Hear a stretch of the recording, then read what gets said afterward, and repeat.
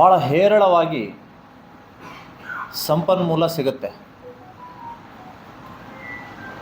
ಅದು ಭೀಮಾ ನದಿಯ ಮರಳಾಗಿರ್ಬೋದು ಮತ್ತು ಕೆಲ ಗ್ರಾಮಗಳಲ್ಲಿ ಸಿಗುವಂತಹ ಉತ್ತಮ ಗುಣಮಟ್ಟದ ಮುರುಮಾಗಿರ್ಬೋದು. ನಿರಂತರವಾಗಿ ಹೋರಾಟ ಮಾಡಿದ್ದರ ಪರಿಣಾಮ ಇವತ್ತು ಭೀಮಾ ನದಿಯಲ್ಲಿ ಅಕ್ರಮವಾಗಿ ಆಗಲಿ ಅಥವಾ ಸಕ್ರಮವಾಗಿಯೂ ಆಗಲಿ ಒಂದು ಬುಟ್ಟೆ ಮರಳು ತೆಗೆಯೋಕ್ಕೆ ಸಾಧ್ಯ ಆಗ್ತಾ ಇಲ್ಲ.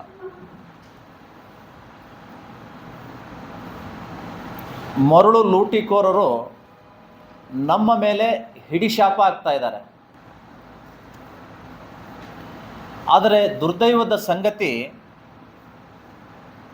ಕಳೆದ 6-7 ತಿಂಗಳಿಂದ ಈ ಉತ್ತಮ ಗುಣಮಟ್ಟದ ಮುರುಂ ನಮ್ಮ ಜೇವರ್ಗಿ ತಾಲೂಕಿನ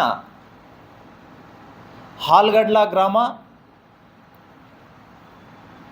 ಮತ್ತು ಶಕಾಪುರ ಅವರಾದ್ ಮಧ್ಯದಲ್ಲಿರುವಂತಹ ಗುಡ್ಡದಲ್ಲಿ ನಿರಂತರವಾಗಿ ಅಕ್ರಮ ಮುರುಮನ್ನು ಸಾಗಿಸ್ತಾ ಇದ್ದಾರೆ. ದುರಂತ ಅಂದರೆ ಪಟ್ಟಾ ಜಮೀನಿನಲ್ಲಿಯೂ ಕೂಡ ಪರವಾನಿಗೆ ತೆಗೆದುಕೊಳ್ಳದೇ ಲೂಟಿಯಾಗಿದೆ. ಅದರ ವಿರುದ್ಧ ಹರ್ವಾಳ್ ಅನ್ನುವಂತಹ ಗ್ರಾಮದಲ್ಲಿ ಲೂಟಿ ಮಾಡಿದ್ದ ವಿಷಯವನ್ನು ಮೈನ್ಸ್ ಅಧಿಕಾರಿಗಳಿಗೆ ತಿಳಿಸಿದ್ದ ಪರಿಣಾಮ 8,50,000 ರೂಪಾಯಿ ದಂಡ ಬಿದ್ದಿದೆ ಹೊಲದ ಮಾಲೀಕನಿಗೆ. ಲೂಟಿ ಮಾಡ್ಕೊಂಡು ಹೋದವರು ಗುತ್ತೇದಾರಗಳು. ಅವರು ಚಾಣಾಕ್ಷತೆ ಎಷ್ಟು ಅಂದರೆ, ಪರವಾನಿಗೆ ತೆಗೆದುಕೊಂಡು ಬರ್ತಾರೆ, ಆ ಪರವಾನಿಗೆ ತೆಗೆದುಕೊಂಡು ಬಂದ ಮೇಲೆ ಅದಕ್ಕೆ ರಾಯಲ್ಟಿ ಅಂತ ಕಟ್ಟಬೇಕಾಗತ್ತೆ ಸರ್. ರಾಯಲ್ಟಿಯನ್ನು ವಂಚಿಸಿ ಅಲ್ಲಿಯ ಅಧಿಕಾರಿಗಳಿಗೆ ಕೇವಲ ಪರವಾನಿಗೆ ಪತ್ರ ತೆಗೆದುಕೊಂಡು ಲೂಟಿ ಮಾಡಿದ್ದರ ಪರಿಣಾಮ ನಮ್ಮ ಕಾರ್ಯಕರ್ತರು 8.5 ಲಕ್ಷ ರೂಪಾಯಿ ಆ ಪಟ್ಟಾ ಜಮೀನು ಮಾಲಕನಿಗೆ ಆಗಿದೆ. ಈ ಔರಾದ್ ಮತ್ತು ಶಾಖಾಪುರ ನಿರಂತರವಾಗಿ ಲೂಟಿ ನಡೆಯುವಂತಹ ಮುರುಮಿನ ಬಗ್ಗೆ ಜೇವರ್ಗಿ ತಾಲೂಕಿನ, ಅದು ಸರ್ಕಾರಿ ಜಮೀನು, ಪಟ್ಟಾ ಜಮೀನಲ್ಲ,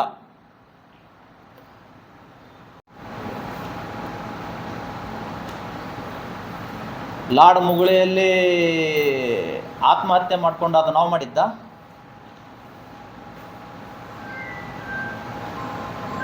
ಬೆತ್ತಲೆ ಮಾಡಿ ಅವಮಾನಿಸಿದ್ರಲ್ಲ ಹೀನಾಯವಾಗಿ, ಅದನ್ನು ನಾವೇ ಮಾಡಿದ್ದ.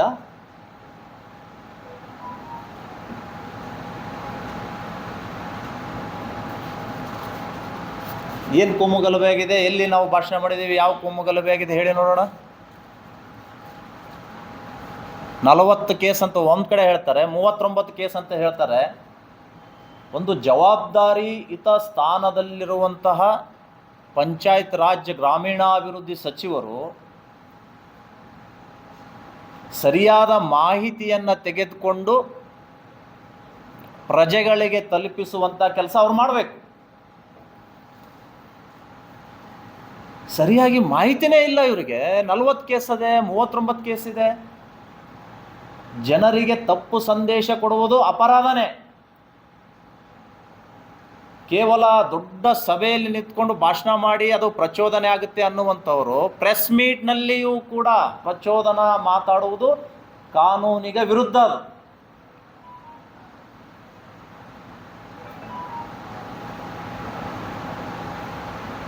ಅದಕ್ಕೆ ಪೂರ್ವಗ್ರಹ ಪೀಡಿತರಾಗಿ ಮಾತಾಡಬಾರ್ದು. ದಯವಿಟ್ಟು ಅವರು ಮಾಡಬೇಕಾದಂಥ ಕೆಲಸ ಸಾಕಷ್ಟಿದೆ. ಇಷ್ಟು ಆತುರ ಸರಿಯಲ್ಲ. ಅವ್ರ ಕ್ಷೇತ್ರದಲ್ಲೇ ಮೊನ್ನೆ ಪತ್ರಿಕೆಯಲ್ಲಿ ನೋಡಿದ್ವಿ, ಚರಂಡಿ ನೀರೆಲ್ಲ ಮನೆ ಒಳಗೆ ಹೋಗ್ಯಾವ್ರಿ. ಅಲ್ಲೂರು ಗ್ರಾಮದೊಳಗೆ ಅಲ್ಲಿಗೆ ವಿಸಿಟ್ ಕೊಡಲಿಲ್ಲ. ಅವ್ರು ಹೇಳ್ತಾರೆ BJP ಅವರಿಗೆ ನಾನು ಮನೆ ದೇವರಾಗಿದ್ದೀನಿ ಅಂತ. ನಾ ಏನಾಗಿದ್ದೀನೇನೋ ಖರ್ಗೆ ಅವರಿಗೆ ನಮ್ಮ ಹೆಸರು ತೊಗೊಳ್ಳಿಲ್ಲ ಅಂದರೆ ಅವ್ರಿಗೆ ಸಮಾಧಾನನೇ ಆಗೋದಿಲ್ಲ. ಸಾಕಷ್ಟು ಕೆಲಸ ಇದೆ. ಗ್ರಾಮೀಣ ಅಭಿವೃದ್ಧಿ, ಒಂದು 10 ಗ್ರಾಮ ನಿಮ್ಮ ತಾಲೂಕಿನಲ್ಲಿ, ಬೇರೆ ತಾಲೂಕು ಬೇಡ, ನಿಮ್ಮ 10 ಗ್ರಾಮ ನಿಮ್ಮ ತಾಲೂಕಿನಲ್ಲೇ, ನಿಮ್ಮ ಕ್ಷೇತ್ರದಲ್ಲೇ ಮಾದರಿ ಗ್ರಾಮಗಳನ್ನಾಗಿ ಮಾಡಿ ತೋರಿಸ್ರಿ. ಬಯಲು ಶೌಚ ಮುಕ್ತವಾಗಿ ತೋರಿಸ್ರಿ. ಅದ್ರ ಬಗ್ಗೆ ಮಾತಾಡಿದಾರೇನ್ರಿ ಇಲ್ಲಿವರೆಗೂ? ಅವ್ರಿಗೆ ಬೈದೆ, ಇವ್ರಿಗೆ ಬೈದೆ, ಅವ್ರಿಗೆ ಹಾಗಂದೆ ಹೀಗಂದೆ, ಒದ್ದು ಒಳಗೆ ಹಾಕ್ರಿ, ಇದೇ ಮಾತಾಡ್ತಾರೆ ಇವರು. ನಾನು ಪಂಚಾಯತ್ ರಾಜ್ ಸಚಿವನಾಗಿದ್ದೀನಿ, ನನ್ನ ತಾಲೂಕಿನಲ್ಲಿ 10 ಗ್ರಾಮಗಳನ್ನು ಮಾದರಿ ಗ್ರಾಮ ಮಾಡಿದ್ದೀನಿ, ಬಯಲು ಶೌಚಾಲಯ ಮುಕ್ತ ಮಾಡಿದ್ದೀನಿ, ಶುದ್ಧ ಕುಡಿಯುವ ನೀರು ಮನೆ ಮನೆಗೆ ತಲುಪಿಸಿದ್ದೀನಿ. JJM ಮಾಡಿದ್ದಾರೆ, ಇನ್ನೂ ಹಳ್ಳಿ ಒಂದು ಮನೆಗೆ ನೀರು ಬರ್ತಾ ಇಲ್ಲ. ಇಂಥ ಒಳ್ಳೆ ಕೆಲಸ ಮಾಡ್ರಿ. ನಮ್ಮ ಶುಭ ಕಾರ್ಯ ಕರೆಯೋದು ಬಿಡೋದು ನಮ್ಮ ಶಿಷ್ಯರಿಗೆ ಬಿಟ್ಟಿದ್ದು, ನಮ್ಮ ಭಕ್ತರಿಗೆ ಬಿಟ್ಟಿದ್ದು. ನಿನ್ನೆ ಪೊಲೀಸ್ ಸ್ಟೇಷನ್ ಎನ್ಕ್ವೈರಿ ಮುಗಿಸಿ ನಾನು ಹೋಗಿದ್ದು ಟೋಟಲ್ ಕಾರ್ಯಕ್ರಮಕ್ಕೆ. ಅಲ್ಲಿ ಹೋಗೋಷ್ಟಿಗೆ ಅಲ್ಲಂಪ್ರಭು ಪಾಟೀಲ್ ಸಿಕ್ಕರು ನಮಗೆ. ಅವ್ರಿಗೆ ಕೇಳಿ ಕರೆದಿದ್ರೋ ಇಲ್ಲೋ ಅಂತ. 26 ಸರ್ವೆ ನಂಬರ್. 100 ಎಕರೆಯ ಜಮೀನಿನಲ್ಲಿ ದೊಡ್ಡ ದೊಡ್ಡ ಹಿಟಾಚಿಗಳನ್ನು ಬಳಸಿ, ಸುಮಾರು 20ಕ್ಕೂ ಹೆಚ್ಚು ಟಿಪ್ಪರ್ಗಳನ್ನು ಬಳಸಿ ಮುರುಮ್ ಲೂಟಿ ಹಾಡ್ ಹಗಲೇ ನಡೀತಾ ಇದೆ. ಈ ಕುರಿತಂತೆ ಅಲ್ಲಿಯ ತಹಸೀಲ್ದಾರ್ ದೊಡ್ಡ ಖಳನಾಯಕ. ಈ ಎಲ್ಲರಿಗೂ ಅಭಯವನ್ನು ಕೊಟ್ಟು ಇಂತಿಷ್ಟು ಹಣವನ್ನು ಪಡೆದು ಲೂಟಿಗೆ ಸಹಕಾರವನ್ನು ನೀಡ್ತಾ ಇದ್ದಾರೆ. ದೂರುಗಳನ್ನು ಕೊಟ್ಟ ಮೇಲೆ ಅಲ್ಲಿಯ RI ವರದಿಯನ್ನು ಸಲ್ಲಿಸಿದ್ದಾರೆ. ಒಬ್ಬ ತಾಲೂಕಿನ ದಂಡಾಧಿಕಾರಿಗಳಾಗಿ ಸ್ಪಾಟ್ ಇನ್ಸ್ಪೆಕ್ಷನ್ ಮಾಡದೇನೆ ಅವರ ಮೇಲೆ ಕಾನೂನು ಕ್ರಮ ಜರುಗಿಸಿದನೆ ಕಣ್ಣಿಗೆ ಬಟ್ಟೆ ಕಟ್ಟಿಕೊಂಡು ಇವತ್ತು ಜೇವರ್ಗಿಯಲ್ಲಿ ಆಡಳಿತ ನಡೆಸ್ತಾ ಇದ್ದಾರೆ.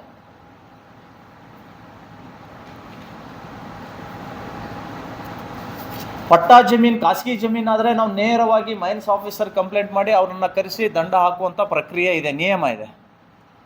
ಆದರೆ ಇಲ್ಲಿ ಸರ್ಕಾರಿ ಜಮೀನಾಗಿರೋದ್ರಿಂದ ಅದು ತಹಸೀಲ್ದಾರರೇ ಇನ್ಸ್ಪೆಕ್ಷನ್ ಮಾಡಬೇಕು. ಮೈನ್ಸ್ನವರು ಅಲ್ಲಿ ಭಾಗವಹಿಸಲಿಕ್ಕೆ ಅವಕಾಶ ಇಲ್ಲ. ಇದನ್ನೇ ದುರುಪಯೋಗ ಪಡಿಸ್ಕೊಂಡು ಅಲ್ಲಿಯ ತಹಸೀಲ್ದಾರ್ ಲೂಟಿಕೋರರಿಗೆ ಬೆಂಬಲವಾಗಿ ನಿಂತದ್ದಲ್ಲದೆ ನಿರಂತರವಾಗಿ ಅಕ್ರಮಕ್ಕೆ ಅಲ್ಲಿಯ ತಹಸೀಲ್ದಾರರು ಸಹಾಯ ಮಾಡ್ತಾ ಇದ್ದಾರೆ. ಇವರು ಹಿನ್ನೆಲೆ ನೋಡಬೇಕಾಗಿತ್ತಲ್ಲ ಈ ತಹಸೀಲ್ದಾರ್ದು, ಯಾರು ಇವು ತಹಸೀಲ್ದಾರು ಅಂತ. ಸುಮಾರು ವರ್ಷಗಳ ಹಿಂದೆ ಈ ತಹಸೀಲ್ದಾರರು ಜೇವರ್ಗಿ ತಾಲೂಕಿನಲ್ಲಿ PDO ಆಗಿದ್ದರು. ಆ ನಂತರ ಬಡ್ತಿ ಪಡ್ಕೊಂಡು PSI ಎಕ್ಸಾಮ್ ಬರೆದು ಮತ್ತೆ ನೆಲೋಗಿ ಪೊಲೀಸ್ ಠಾಣೆಗೆ PSI ಆಗಿ ಬಂದರು.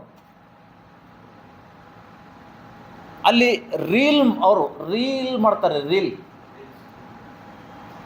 2 ಕೈಯಲ್ಲಿ ಪಿಸ್ತೂಲ್ ಇಟ್ಕೊಂಡು ಪಕ್ಕಕ್ಕೆ ಸಿಂಹಗಳನ್ನು ತೆಗೆದುಕೊಂಡು ಬಂದು ಯಾರಿಗೋ ಬಂದು ಗುದ್ದಿ ಈ ರೀಲ್ ಮಾಡುವಂಥ ಆಸಾಮಿಗೆ ತಂದುಬಿಟ್ಟು ಇವರು ತಹಸೀಲ್ದಾರ್ ಕಚೇರಿ ಒಳಗಡೆ ಕೂಡಿಸ್ತಾರೆ. ಅಂದರೆ ನಮ್ಮ ಅಜಯ್ ಸಿಂಗ್ ಅವರು ಏನು ಮಾಡ್ತಾ ಇದ್ದಾರೆ? ಅವರಿಗೆ ಜ್ಞಾನ ಇಲ್ವಾ? ಕುರಿ ಮರಿಯನ್ನು ಹಿಡ್ಕೊಂಡು ಪ್ರವಾಹ ಬಂದಾಗ ಅಲ್ಲಿ ರೀಲ್ ಮಾಡಿದರು, ಪ್ರಚಾರಕ್ಕಾಗಿ ರೀಲ್ ಮಾಡಿದರು. ಕೊರೋನಾ ಸಮಯದಲ್ಲಿ ಅವರ ಬರ್ತ್ಡೇ ದಿನ ಅವರ ಅಭಿಮಾನಿಗಳಿಗೆ ಹೇಳಿಬಿಟ್ಟು ಪೊಲೀಸ್ ಡ್ರೆಸ್ ಮೇಲೇ ಹಾಲಿನ ಅಭಿಷೇಕವನ್ನು ಮಾಡಿಕೊಂಡ್ರು. ಸಸ್ಪೆಂಡ್ ಆದ್ರಿ ಅದ್ರ ಸಲುವಾಗೇನೆ. ಅಂಥವರಿಗೆ ತಾಲೂಕಿನ ದಂಡಾಧಿಕಾರಿ ಅಂತ ನೇಮಕ ಮಾಡಿದ್ದು ನಮ್ಮ ತಾಲೂಕಿನ ದುರಂತ ಇದು.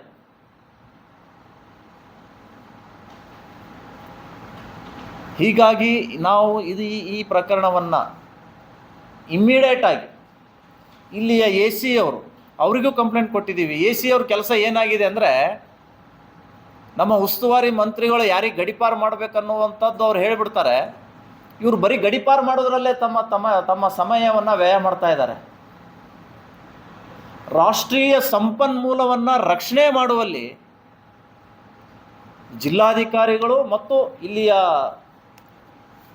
ಉಪ ಸಹಾಯಕ ಜಿಲ್ಲಾಧಿಕಾರಿಗಳಂತಾರಲ್ಲ, ಅಸಿಸ್ಟೆಂಟ್ ಕಮಿಷನರ್, ಸಹಾಯಕ ಅಧಿಕಾರಿಗಳು, ಇವರು ಸಂಪೂರ್ಣ ಅದನ್ನು ಯಾರು ಲಿಫ್ಟ್ ಮಾಡಿದ್ದಾರೆ,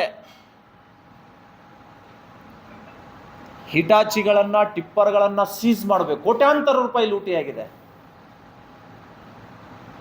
ಮತ್ತು ಯಾವುದೇ ಕಾರಣಕ್ಕೂ ಕೂಡ ತಹಸೀಲ್ದಾರ್ ಅಲ್ಲಿ ಮುಂದುವರಿಯೋಂಗಿಲ್ಲ. ಅವರನ್ನು ಇಮಿಡಿಯೇಟಾಗಿ ಸಸ್ಪೆಂಡ್ ಮಾಡಬೇಕು. ಜೇವರ್ಗಿ ತಾಲೂಕಿನ ಸಣ್ಣ ಮನುಷ್ಯನಿಂದ ದೊಡ್ಡ ಮನುಷ್ಯರ ನಾಡಿ ಮಿಡಿತವನ್ನು ಅರ್ಥಕೊಂಡಂತಹ ತಹಸೀಲ್ದಾರ್ ಅವರು ತಮ್ಮ ಆಟಾಟೋಪವನ್ನು ಯಥೇಚ್ಛವಾಗಿ ಅಲ್ಲಿ ಪ್ರಯೋಗ ಮಾಡ್ತಾ ಇದ್ದಾರೆ. ಇವರನ್ನು ಅಮಾನತ್ ಮಾಡಬೇಕು. ಇಲ್ಲದೆ ಹೋದರೆ DC ಆಗಿ AC ಇಟ್ಕೊಂಡು ತಹಸೀಲ್ದಾರ್, ಅಲ್ಲಿ ಪೊಲೀಸ್ ಇಲಾಖೆ ಎಲ್ಲರನ್ನ ನಾವು ಕೋರ್ಟಿಗೆ ಸಿದ್ಧರಾಗಿದ್ದೀವಿ ಅಂತ ತಮ್ಮ ಮೂಲಕ ನಾನು ಕೇಳ್ಕೊಳ್ತಾ ಇದ್ದೀನಿ. ಇದು ಸರ್ಕಾರಿ ಜಮೀನಿನಲ್ಲಿ ಈ ರೀತಿಯಾಗಿರುವಂಥ ಬೃಹತ್ ಪ್ರಮಾಣದ ಯಂತ್ರಗಳನ್ನು ಬಳಸಿ ನಮ್ಮ ಇನ್ಚಾರ್ಜ್ ಮಿನಿಸ್ಟರ್ ಹೇಳ್ತಾರೆ, ಏನೇ ಇದ್ದರೂ ಕಂಪ್ಲೇಂಟ್ ಕೊಡಿ ಅಂತ. ಕಂಪ್ಲೇಂಟ್ ಕೊಟ್ಟಿದ್ದೀವಿ. ನಮ್ಮ ಕಂಪ್ಲೇಂಟ್ಗಳು ಡಸ್ಟ್ಬಿನ್ಗೆ ಸೇರಿದ್ದಾವೆ. ಇದ್ರ ಮೇಲೆ ಆ್ಯಕ್ಷನ್ ತೊಗೊಳ್ತಾರೋ ಏನು ಮಾಡ್ತಾರೋ ಸಚಿವರಿಗೆ ನಾವು ಇವತ್ತು ಕೇಳಬೇಕಾಗುತ್ತೆ.